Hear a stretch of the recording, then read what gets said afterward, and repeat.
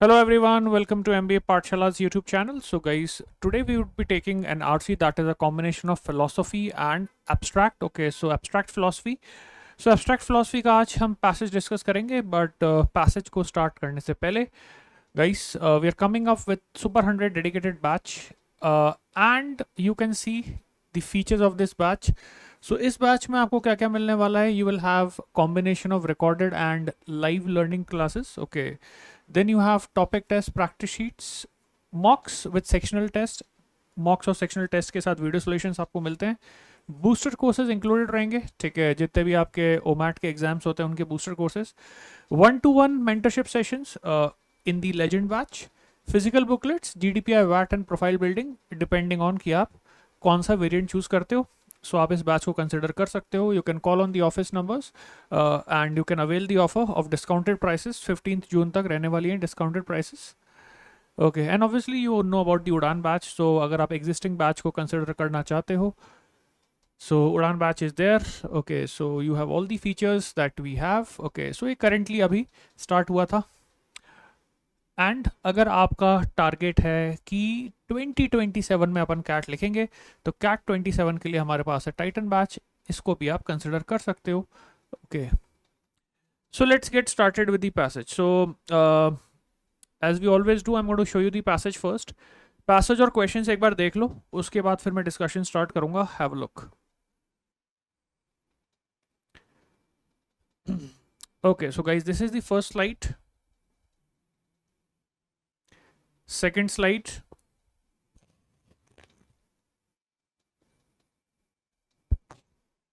First question. Second question. Third question. Fourth question.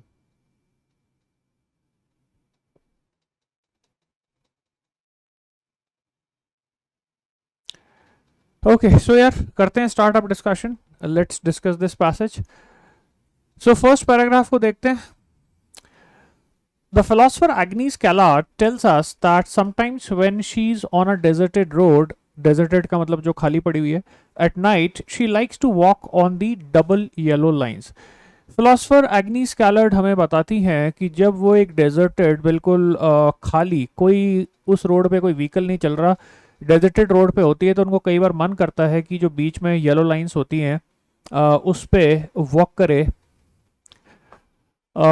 One evening she decided to lie there in the middle of the road. एक दिन उन्होंने डिसाइड किया कि मैं मिडिल ऑफ द रोड लेट जाती हूँ. Okay, so very very strange. Okay, she kept her arms pinned to her side so that cars could pass on her left and right. Okay, so basically वो बीच में late गई road के, cars उनके दोनों तरफ से निकल रही हैं. ओके, सो बड़ा ये अजीब सा बिहेवियर है. क्या चल रहा है समझने की कोशिश करते हैं. A policeman approach alarmed and confused. Was she drunk, high, suicidal. एक पुलिसमैन उनके पास आया, उसने पूछा कि भाई क्या बात है. ओके, क्या आपने ड्रिंक कर रखी है, क्या आपने कोई ड्रग्स ले रखी हैं, आप हाई हो, या फिर ऐसा ही है कि आज आपने सुसाइड करने का मन बना लिया है. Callard explained that she had many reasons for being there. So now Callard, who is the philosopher, she starts telling कि मेरे यहाँ पे होने के बहुत सारे कारण हैं. She wondered among other things what the stars would look like from the road's perspective. कई चीज़ों के साथ एक सवाल जो उनके दिमाग में था वो ये था कि स्टार्स जो हैं वो रोड के पर्सपेक्टिव से कैसे दिखेंगे. तो शायद रोड के बिल्कुल मिडिल में लेट के स्टार्स को ऑब्जर्व करना, स्टार गेजिंग करना. She is trying to get a perspective as to how the stars will look from the middle of the road. Okay, तो काफ़ी अजीब सा बिहेवियर है ना. Mostly though she wanted to know how it would feel lying in the road is not a thing one does. अब यहाँ पे ना देखो एक बड़ी अजीब सी बात बोल रही है ये कह रही है कि सबसे ज़्यादा इम्पॉर्टेंट रीज़न ये था कि वो ये फील करना चाहती थी कि कैसा फील होगा कि अगर मैं रोड के बीच में लेट जाऊं, क्योंकि ये एक ऐसी चीज़ है जो नॉर्मल इंसान नहीं करता. ठीक है, lying on the road is not a thing one does. She writes in an essay called unruliness. when one is in unruly frame of mind, such an act can be appealing for precisely that reason. Okay, अब ये एक बड़ी important और बड़ी interesting statement है ये जो perspective है ना कि रोड के बीच में मैं लेट जाऊं तो कैसा फील होगा, क्योंकि जनरली रोड के बीच में कोई लेटता नहीं है, या for that matter even road पे कोई नहीं लेटता। तो इस स्टेट के बारे में उन्होंने एक ऐसे लिखा है, उसका नाम उन्होंने दिया है अनरूलीनेस। अब अनरूलीनेस के कंटेक्स्ट में एक है ना, हमें थोड़ा सा एक हिंट मिल रहा है कि अनरूली फ्रेम ऑफ माइंड होता क्या है। ओके, सो शी सेज कि जब कोई अनरूली फ्रेम ऑफ माइंड में होता है तो इस तरह की जो हरकतें हैं, इस तरह के जो एक्ट्स हैं, वो उसको इसलिए पसंद आते हैं क्योंकि वो अनरूली फील करना चाहता है या अनरूली स्टेट में ऐसा करने का मन करता है। तो आप समझ सकते हो कि इसके पीछे कोई रीजन नहीं होता। Okay, just the fact that you feel unruly, you tend to do these things. Okay, so there's no practical reason for that. It's just that you are in an unruly state of mind, so you want to experience all these things. Okay, so such acts become very appealing to you. Kellard is careful to distinguish unruliness from rebellion. Kellard लेकिन इस चीज़ को लेके careful हैं कि वो unruliness को rebellion से अलग बता पाएं. By lying down in the road, she wasn't critiquing the status quo or sticking it to the man. Road के बीच में लाई डाउन करके वो स्टेटस क्वो को चैलेंज नहीं करना चाह रही, ठीक है, या उसको क्रिटिक नहीं करना चाह रही। स्टेटस क्वो का मतलब जिस तरीके से चीज़ें होती हैं। तो अगर मैं ये कहूँ कि आप रोड के बीच में इसलिए लेट गए क्योंकि नॉर्मली ऐसा आपको मतलब समाज में इस तरह के नियम है, या समाज में इस तरह का एक लाइक एक अंडरस्टैंडिंग है कि आप ऐसा नहीं करते, तो ये स्टेटस क्वो है, दैट मीन्स एक्सेप्टेड पैरामीटर्स हैं जो अभी तक चलते आ रहे हैं। तो ऐसा नहीं है कि वो सोसाइटी के एक्सेप्टेड पैरामीटर्स के अगेंस्ट में जाके उसको क्रिटिक करना चाह रही थी, ऐसा नहीं है। ना ही वो किसी किसी इंसान को साबित करना चाह रही है। Okay, so is like she is not staking it to the man as if like she is not trying to prove a point. Unruly people might flatter themselves as rebels, but unruliness is nothing so determinates it just a unwillingness to pay by the rules. Unruly people कई बार ये सोच सकते हैं अपने आप को खुश करने के लिए कि वो रिबल्स हैं, लेकिन एक्चुअली अनरूलीनेस और रिबेलियन एक चीज़ नहीं होती, ठीक है। तो रिबल होना और अनरूली होना दो अलग अलग बातें हैं, ठीक है।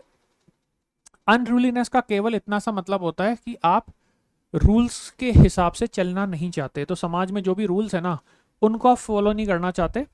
अनरूलीनेस का रिबेलियन से कोई दूर दूर तक लेना देना नहीं है, ठीक है। Rebellion is not something as unruly. It is a near neighbor therefore to perversity, a topic long central to theology and philosophy. अब यहाँ पे ना देखो, इसने एक बहुत इंपॉर्टेंट बात कही है और इस चीज़ का हमें आगे चल के यूज़ भी आएगा. It's near neighbor therefore to perversity, a topic long central to theology and philosophy. तो अनरूलीनेस की जो सिमिलैरिटी है वो पर्वर्सिटी के साथ है, और अनरूलीनेस का जो डिफरेंस है वो रिबेलियन के साथ है, ठीक है। तो it's a near neighbour therefore to perversity. Perversity अपना में एक ऐसा टॉपिक है जो theology, study of religion and philosophy में काफ़ी इंपॉर्टेंट रहा है, काफ़ी सेंट्रल रहा है. A classic example of perverse desire appears in Augustine's Confessions. एक बहुत अच्छा एग्जाम्पल आपको देखने को मिलता है पर्वर्स डिज़ायर्स का. एक बुक है जिसका नाम है confessions, okay, written by Augustine, written around the year 400. Augustine recounts how in his youth he and his friends stole some pears. So Confessions book में Augustine लिखते हैं कि अपनी यूथ में उन्होंने अपने फ्रेंड्स के साथ कुछ पियर्स को स्टील किया. They weren't hungry, in fact they threw the fruit to the hawks. अब देखो, उन्होंने स्टील किया लेकिन उनको खाना नहीं था और उन्होंने उसको फेंक दिया, ठीक है, जानवरों के लिए, एनिमल्स के लिए कि खाओ तुम. ओके, तो इससे क्या पता चलता है कि बेसिकली उन्होंने ये जो एक्ट किया ना, इसके पीछे कोई प्रैक्टिकल रीजन नहीं था. They were just doing it because they wanted to do it. Okay, instead Augustine writes that act was gratuitously wanton. Wanton का मतलब होता है reckless. Okay, reckless means something that would be considered as uncontrolled, having no inducement to evil but the evil itself. अब ना ये जो statement है ना, इसका देखो मीनिंग मैं बताता हूँ आपको. Having no inducement to evil, okay, evil बनने के लिए कोई कारण नहीं था, कोई ऐसी चीज नहीं थी जो आपको इविल बनने पे मजबूर कर रही है, लेकिन प्योर इविल का एक्ट था ये, ठीक है. दैट मीन्स क्योंकि आपके अंदर एक प्योर इविल है, तो उस प्योर इविल का मैनिफेस्टेशन है कि आपने किसी चीज को चुराया सिर्फ इविल के लिए या सिर्फ मज़े के लिए, क्योंकि आप that is the sort of person you are evil, okay, और उस evil एक्ट के पीछे कोई प्रैक्टिकल रीज़न नहीं है, okay, so there's no inducement to evil but the evil itself. So the evil itself is the reason why you are wasting that food, and like you're stealing it for no reason, okay, because you are evil, or the act itself is evil, you can say, ठीक है. Accounting for his behavior he concludes, I love the evil in me. अब देखो उसने ना accept भी कर लिया कि मैं अपने अंदर के evil को बहुत ज़्यादा पसंद करता हूँ. We still explain perverse behavior this way. Think of how Alfred describes the Joker in Christopher Nolan's films The Dark Knight. Perverse behavior को आप इसी तरीके से समझ सकते हो और हम इसी तरीके से एक्सप्लेन भी करते हैं, जैसा अभी एग्जाम्पल में हमने देखा pure evil. Okay, now the second example is how Alfred describes the Joker in Christopher Nolan's films The Dark Knight. अब जो Dark Knight है उसमें क्रिस्टोफर नोलन ने एक एग्जाम्पल और लिया है. Some men aren't looking. Now this is like a statement that they have picked up from the movie. Some men aren't looking for anything logical like money. They can't be bought, bullied, reasoned, or negotiated with. Some men just want to watch the world burn. Okay, what does this mean? It simply means that when they do something wrong, it's not because there's a logical reason for it. It's not like they were bullied तो वो उसका बदला ले रहे हैं. Okay, उसके पीछे कोई रीजनिंग नहीं होती, उनके साथ नेगोशिएशन नहीं हो सकता, उनको पैसा नहीं चाहिए, ठीक है, तो ये कर क्यों रहे हैं? Why do they do something that is pure evil? Just because they want to see the world burn, ठीक है. So when you look at the second paragraph, the paragraph second is trying to tell us the similarities between unruliness and perversity, and perversity has a very close similarity to evil behavior, और evil behavior का इन्होंने यहाँ पे example दिया और ये भी बताया कि जो perversity है या जो evil behavior है उसमें the motivation is not something of practical utility. It's just that you want to experience that feeling, and that feeling itself or that nature का part itself is the reason why you do certain acts which are considered to be perverse, ठीक है. तो ये जो पूरा second paragraph है, ठीक है, इसकी स्टार्टिंग हुई with the similarity between unruliness and perversity, okay, जो कि हमें यहाँ पे देखने को मिला, ठीक है. And then he goes on to explain how they are similar. दो एग्जाम्पल्स हम लोगों ने लिए, और अनरूलीनेस के साथ जैसा था कि अनरूलीनेस के पीछे कोई रीज़न नहीं होता. You do certain thing that are unruly just because you are an unruly state of mind. इसी तरीके से पर्वर्स बिहेवियर या ईविल बिहेवियर के पीछे कोई प्रैक्टिकल रीज़न नहीं होता. आप कोई ईविल एक्ट केवल इसलिए करते हो क्योंकि that is the sort of person you are, और that is the sort of behaviour you want to showcase और manifest. Okay, there is no benefit out of it, right. आगे चलते. In 2009, in Journal of Philosophy, the philosopher David Sussman published an article called For Badness' Sake. In it, he defined perverse actions as those undertaken when a normal desire for the good, perhaps the moral good, or maybe just the narrower good of self-interest is reversed. 2009 में the journal of philosophy में philosopher David ससमैन ने publish किया एक article. उस article का नाम था for badness sake. Badness sake article के अंदर उसने डिफाइन किया कि पर्वर्स एक्शंस ऐसे एक्शंस होते हैं जिनको आप अंडरटेक करते हो जब आपका नॉर्मल डिज़ायर अच्छा करने का या मॉरल गुड करने का, ठीक है, वो रिवर्स हो जाता है. तो आप अच्छा नहीं करना चाहते, आप गुड नहीं करना चाहते, आप मॉरल गुड नहीं करना चाहते, ठीक है, आप उसका उल्टा करना चाहते हो, ठीक है, ओके, उसका उल्टा करना चाहते हो मतलब ईविल करना चाहते हो. The state of reversal can be expressed as wickedness, as in Augustine's case, but it doesn't have to be. इसका जो उल्टा है गुड का, that could be described as wickedness, जैसा कि ऑगस्टीन के केस में हमें देखने को मिला, बट ज़रूरी नहीं है कि गुड का या मॉरल गुड का अपोजिट wickedness ही हो. Okay, Sussman considers the appeal of truly awful movies or of the corpses and grisly accidents, and notes our interest in sniffing spoiled food, even though or perhaps because we know it to be disgusting. He reminds us that it's hard to see the fragile beauty of icicles without wanting to smash them, and points out that most of us know what it's like to pick at a scab or worry a loose tooth simply because of the peculiar way in which doing so hurts. Okay, so ना यार यहाँ पे ऐसा लग रहा है कि कई बार हम लोग कुछ ऐसा बिहेवियर इसलिए शो करते हैं बावजूद इसके कि हमें पता होता है कि उस बिहेवियर में हमें कैसा फील होगा, क्योंकि कहीं ना कहीं पे वो फीलिंग हम इंजॉय करते हैं या वो फीलिंग हम लेना चाहते हैं. अब जैसे ना इसने कुछ एग्जांपल्स दिए, लाइक कुछ ऐसे एक्शंस के जो कि बहुत अनप्लेजेंट हैं, बहुत डिस्गस्टिंग हैं, ठीक है, लेकिन फिर भी हम उसे करते हैं, राइट. जैसे कि if you have icicles, okay, तो they're like very fragile, but we want to smash them. Similarly, scab होता है वुंड के ऊपर, ठीक है, सो आपको चोट लगी है उसके ऊपर जो स्कैबिंग होती है, स्कैबिंग को हटाना.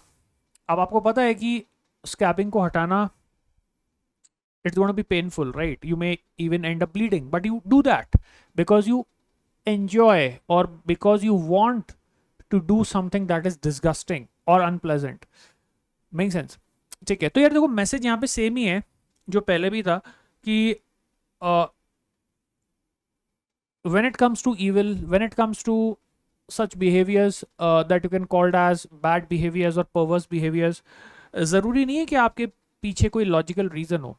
You do that just because like you like that unpleasant feeling, you like that disgusting feeling, okay, and this is something that I can actually see the way the passage describes it.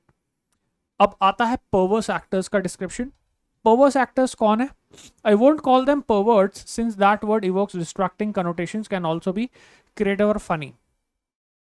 Perverse actors को मैं pervert नहीं बोलूँगा क्योंकि pervert word के अलग meaning और अलग कनोटेशंस हो जाते हैं जो कि हमें हमारे मेन मुद्दे से डिस्ट्रैक्ट कर देंगे, ठीक है, because sometimes perverts could also be creative or funny. Scientific papers have had to be retracted because of so-called mischievous responders. बहुत सारे साइंटिफिक पेपर्स को इसलिए वापस लेना पड़ा क्योंकि जो साइंटिफिक पेपर्स में जो लोग है ना ये डेटा के लिए रिस्पॉन्ड करते हैं, ठीक है, sometimes these people are mischievous. Okay, researchers who study teenagers have it worst. ऐसे रिसर्चर्स जिन्होंने टीनेजर्स को स्टडी किया उनके साथ तो सबसे बुरा हुआ. In one study, 19% of high school students who claimed to be adopted turned out to be kidding. एक स्टडी के अंदर 19% हाई स्कूल स्टूडेंट्स जिन्होंने ये क्लेम किया कि हम अडॉप्टेड हैं, बाद में पता चला कि वो मजाक कर रहे हैं, ठीक है, उन्होंने सीरियसली आंसर नहीं किया. ओके, अब इससे देखो पता क्या चलता है. अब उस स्टडी में झूठ बोलने से किसी इंसान का क्या फ़ायदा हो सकता है. But a lot of these teenagers are doing that because उनको मज़ा आता है उस चीज़ में, है ना, कि मैं झूठ बोलूँ और रॉन्ग डेटा की वजह से जो स्टडी है उसके रॉन्ग रिजल्ट्स आए, ठीक है. Similarly look at this. In another 99% of the students who said they used artificial limb really didn't. ठीक है, तो किसी स्टडी के अंदर स्टूडेंट से पूछा गया कि क्या आप आर्टिफिशियल लिम्ब यूज़ करते हो, तो उन लोगों ने झूठा रिप्लाई दे दिया कि हम करते हैं, जबकि एक्चुअली वो नहीं करते. Adults are immune to the temptation of mischief. Adults भी इस टेम्पटेशन से बच नहीं पाते मिसचीफ करने की, मतलब है ना, लाइक जो इस तरह की कह सकते हो आप हरकतें होती हैं जिसमें आप झूठ बोलते हो या लोगों के साथ आप कुछ ऐसा मजाक करते हो जो कि नुकसान कर सकता है, ठीक है. अब है ना इसमें एक एग्जांपल उन्होंने दिया है. The blogger Scott Alexander points out that 4% of Americans tell pollster that they think reptilian aliens rule the earth. So obviously that is something that is very very similar to like you being non-serious or you trying to say something that you maybe don't believe in. Okay, but then you are just doing it for fun. Okay, just pure mischief. So last paragraph का क्या message है? Last paragraph का message ये है कि pervert actors की अगर हम बात करें तो बहुत सारे लोग ऐसे होते हैं जो झूठ बोलेंगे, गलत डेटा देंगे, कुछ भी बोल देंगे, उसका कोई प्रैक्टिकल रीज़न नहीं है, बट उनको मज़ा आता है, ठीक है. कोई स्टडी हो रही है, स्टडी के अंदर कुछ भी बोल दिया, ठीक है. अब जो डेटा है ऑब्वियसली स्टडी में जाएगा तो वो स्टडी का फाइंडिंग तो ऑब्वियसली गलत ही आएगा. So they do it just because they enjoy it maybe, okay, just out of pure mischief, right. चलिए पैसेज के क्वेश्चंस को देखते हैं. The purpose of the passage is, first option, distinguish between rebellion, perversity and unruliness. अब देखो rebellion, पर्वर्सिटी और अनरूलीनेस में sequence देखो. रिबेलियन को आपने पहले रखा है, फिर पर्वर्सिटी को रखा, फिर अनरूलीनेस को रखा, लेकिन रियलिटी क्या है? रिबेलियन को तो हम लोगों ने इतना डिस्कस ही नहीं किया, ठीक है. The only thing that we have paid attention to is unruliness and then in the second paragraph we have tried to show similarities between unruliness and perversity. तो अगर आप देखोगे तो फर्स्ट पैराग्राफ के अंदर आपने अनरूलीनेस की बात की, फिर आपने ये बोला कि अनरूलीनेस को करने के पीछे कोई प्रैक्टिकल रीज़न नहीं होता. जिस फिलोसफर का हमने एग्जांपल लिया था, she was lying in the middle of the road, not because there was some logical reason but just she enjoyed the feeling. फिर then you move on to perverse behavior.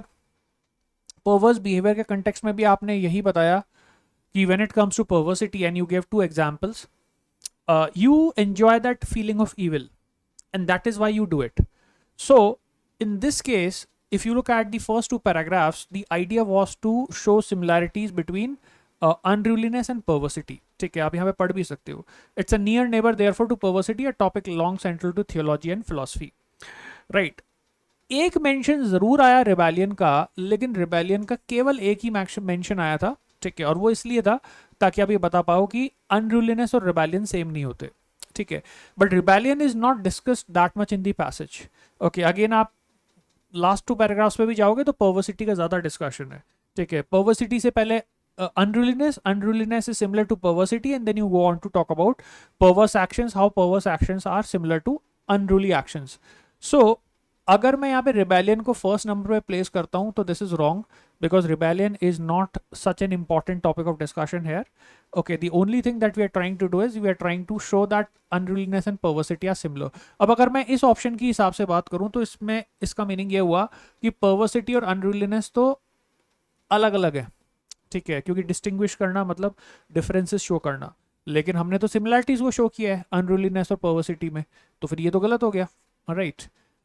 First second option पे आता है introduce the similarities between unruliness and perversity. कोई दिक्कत ही नहीं है, यही आंसर है. That's the answer. Illustrate the range of perverse behaviour with examples. See, perverse behaviour के बारे में हमने उसके जो एग्जांपल्स हैं, ओके, वो बिल्कुल लास्ट पैराग्राफ में आके हम लोगों ने पर्वर्स एक्टर्स वगैरह की बात की है.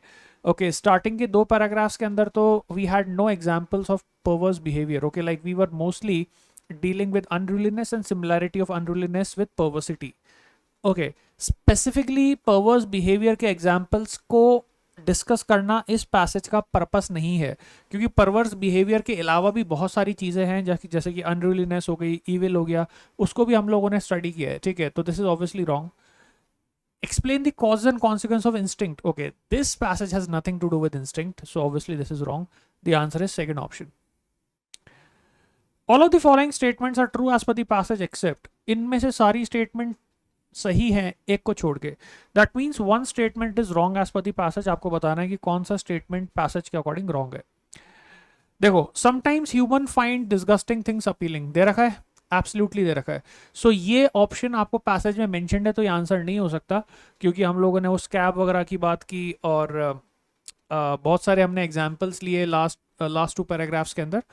Right, like picking at a scab, like destroying the icicles, all these things. Right, we know that it's a bad feeling, but yeah, we enjoy it. We enjoy doing disgusting things, है ना. ये तो है आपके given है इसमें. Not all evil people need an external cause to act in a certain way. बिल्कुल सही बात है. ये सेकंड पैराग्राफ में आपने एग्जाम्पल लिया है. ओके, ऑगस्टीन वाला जो एग्जाम्पल था कि फ्रूट को आपने चुरा भी लिया और फिर आपने एनिमल्स को डाल दिया, खाया भी नहीं. Okay, pure evil. राइट, सो ये भी गिवन है. when one is in an unruly state, one does things which are not normal. ये पैसेज में मेंशन नहीं है और मैं बताऊंगा आपको क्यों मेंशन नहीं है. ठीक है, I will take you back to a paragraph जहाँ पे हो सकता है आप कंफ्यूज हो रहे हो. ओके, लास्ट ऑप्शन क्या है? Mischievous teens have caused some problem for researchers. बिल्कुल ठीक है, दे रखा है. ओके, देखो सी ऑप्शन क्या है? When one is in an unruly state, one does things which are not normal. जब कोई अनरूली स्टेट में होता है तो कुछ चीजें ऐसी करता है जो कि नॉर्मल नहीं है. ठीक है, अब आते हैं पैराग्राफ के ऊपर, फर्स्ट पैराग्राफ के ऊपर, वहां देखते हैं उसमें क्या लिखा है. ओके, यहां पे लिखा है when one is an unruly frame of mind, such an act can be appealing for precisely that reason. अब इसका मीनिंग समझना.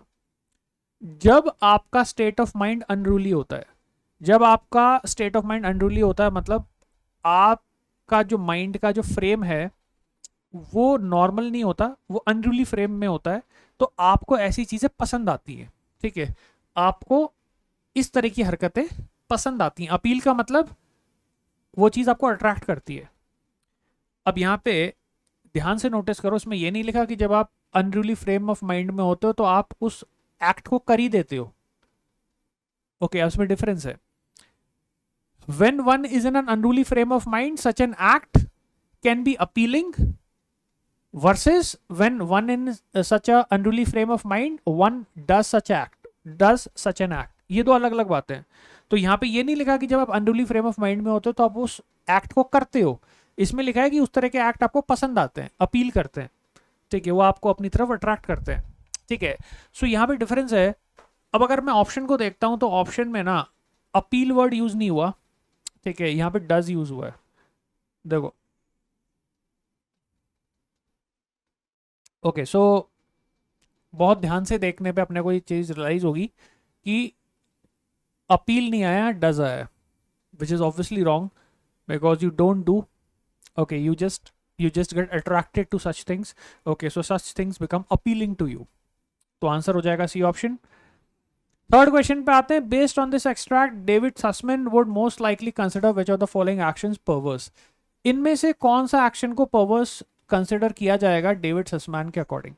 अब यार देखो, परवर्स एक्शन बेसिकली वो एक्शन है जिसके अंदर हम लोग प्योर इविल की बात कर रहे हैं। अब pure evil without reason, pure evil without reason वाला जो सबसे बेस्ट चॉइस है वही चॉइस हमारी परवर्स एक्शन की कैटेगरी में जस्टिफाई हो जाएगी। अब फर्स्ट ऑप्शन को पढ़ते हैं। A young man sees an old man with a can and decides to break the latter. So this looks like pure evil, क्योंकि ये जो एक्शन है इसके पीछे कोई लॉजिकल कारण नहीं हो सकता, और अगर कोई एक्शन आप ऐसा करते हो, अब यहाँ पे एक चीज़ ध्यान देना, उसने एक्शन भी लिया और एक्शन लिया बिना किसी फायदे के, जस्ट बिकॉज उसको ओल्ड मैन को परेशान करना था या उसको नुकसान पहुंचाना था, तो उसने एक्शन लिया। सो this is a परवर्स action, because यहाँ पे उस चीज़ की कोई यूटिलिटी, उसका कोई फायदा उस यंग पर्सन को नहीं है, ठीक है। तो ये लग रहा है कि ये परवर्स एक्शन हो सकता है, ठीक है, लेकिन इसको अपन कंपेयर करते हैं बाकी ऑप्शन से। A lady sees that a child is crying alone in a railway station, decides to not call the police. अब यहां पे ना देखो, there is no action। देखो, अब ना उस लेडी ने ना कोई एक्शन नहीं लिया, इसका मतलब there is no act of evil, उसने उस चीज को इग्नोर कर दिया। अब इग्नोर कर देना अपने आप में कई रीजंस की वजह से हो सकता है कि वो लेडी जो है वो कहीं पे लेट हो रही हो, या हो सकता है कि वो लेडी जो है वो सिटी में नई हो, उसको इतना रूल्स रेगुलेशंस पता नहीं है कि भाई कैसे पुलिस को इन्फॉर्म करना है। Maybe the lady could be like very immature, she does not realise that the baby may be lost. Now there could be many reasons, right. तो आपको जो यहाँ पे चीज़ समझनी है ना वो ये है कि लेडी ने कोई एक्शन थोड़ी लिया, कोई एक्शन लिया होता, किसी को नुकसान पहुंचाया होता, तो मैं कहता कि ये इविल है। अभी यहाँ पे तो उसने एक्शन नहीं लिया, उसको कोई चीज़ दिखी, उसने इग्नोर कर दी। इग्नोर करना is not pure evil, right. Ignore करना is not pure evil. There could be many reasons why like you did not like why you did not do good, okay, but not doing good is not pure evil, okay, reasons मैंने बताया आपको, है ना। आगे देखो, a young girl sees that her friend is being bullied and decides to teach the bullies a lesson by becoming even harsher bully। तो यार देखो, ये प्योर इविल नहीं है, क्योंकि यंग गर्ल के पास एक बहुत सॉलिड रीजन है कि वो बुलीज को सबक सिखाना चाहती है। सो this is obviously not pure evil, तो ये आंसर नहीं हो सकता। A man sees that a mob is beating a suspected thief and decides to join। ये भी प्योर इविल में नहीं कंसिडर होगा, ठीक है, या परवर्स एक्शन में कंसिडर नहीं होगा, क्योंकि हो सकता है कि जो मैन है उसको सीरियसली लगता हो कि ये पर्सन रिस्पॉन्सिबल है, और क्योंकि उसे ऐसा फील हुआ होगा कि इसने कुछ गलत किया है तो इसको पनिशमेंट मिलनी चाहिए थीफ को, तो उस पनिशमेंट को देने के लिए with good intention of punishing someone who does something wrong so that wrong things don't repeat, okay, उस इंटेंशन के साथ वो भी मॉब में जाके मिल गया, ठीक है। अब ना यहाँ पे एक चीज समझना, we are looking for an action that could be considered as perverse and pure evil. तो डी ऑप्शन में उस काम को करने के पीछे एक लॉजिकल रीजन आपको दिख सकता है। मतलब मैं आपको एक एग्जांपल और दूं, अगर आप कंफ्यूज हो रहे हो तो, जैसे पुलिस है, तो पुलिस भी sometimes they use third degree to get information, या फिर पुलिस भी कई बार जो आपके क्रिमिनल्स होते हैं उनसे, उनको अगर कोई इन्फॉर्मेशन निकलवानी होती है, पनिश करना होता है, तो काफ़ी हार्श पनिशमेंट्स का यूज़ होता है। तो हार्श पनिशमेंट का यूज़ होना कई बार एक इस इंटेंशन से भी होता है, अच्छी इंटेंशन से, कि आप उस इंसान को सुधार सकते हो या नेक्स्ट टाइम वो गलती नहीं करेगा। तो इसको तो अपन बोल नहीं सकते ना परवर्स एक्शन है। ओके, तो फिर आंसर गाइस कौन सा होने वाला है? आपका आंसर होने वाला है ए ऑप्शन, ठीक है, फर्स्ट वन। ओके, और ये आया आपका last question. As per the passage which of the following best summarises the similarities between Augustine and Joker, ठीक है। तो इसका आपको मेरे को आंसर बताना है, ठीक है। You have to tell me the answer. Okay, so this is the homework. Tell me the answer in the comments. Okay, and then let's see which is the common answer that most of you get. Okay, उसके बाद फिर मैं आपसे share करूंगा कि इसका actual answer क्या हो सकता है। Okay, so you can do this question and tell me in the comments what do you think should be the answer. Okay, so यार ये था आज का passage. Okay, I'm going to see you in the next session. This is all for today. See you.